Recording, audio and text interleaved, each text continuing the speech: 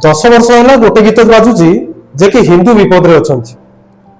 मोदी जी जदि 10 वर्ष है हिंदू माने विपद रे अछंती ताले आपण कोन करछंती? एमिति नुह तो हिंदू माननकु विपद रे पका जाउची आ विपद रू बाहर करिवार भी नाटक करा जाउची।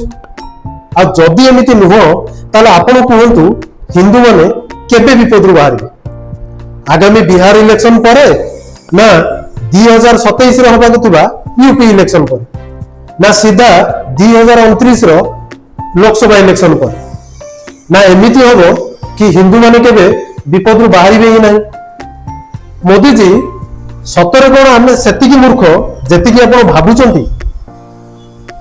मणिपुर रू आरंभ करी पश्चिम बंगर मुर्शिदाबाद जाए आउ एबे काश्मीर रो पहलगाम चारियाडे हिंदू मानक अति नृशंस भाव में हत्या करा जाउछि। आउ आपण राजगादी रो लोभरे पूरा चूर अछन। आउ आपणकर बीजेपी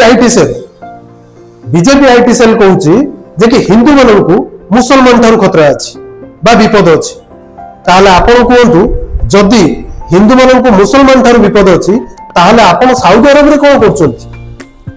आउ जदि पाकिस्तान थारु हिंदू मानक विपद अछि ताहले आपण आर्मी रे रेगुलर पोस्टिंग बंद करी ये 4 वर्ष वाला अग्निवीर पोस्टिंग कोन पाई कले? एटा राष्ट्र हित रे ना आपण को स्वार्थ रे? आउ जदि बांग्लादेश आम पई विपद बा हिंदू मानक बांग्लादेश प्रति विपद अछि ताहले शेख हसीना बांग्लादेश रो भारत वर्ष रे कोन करूछि?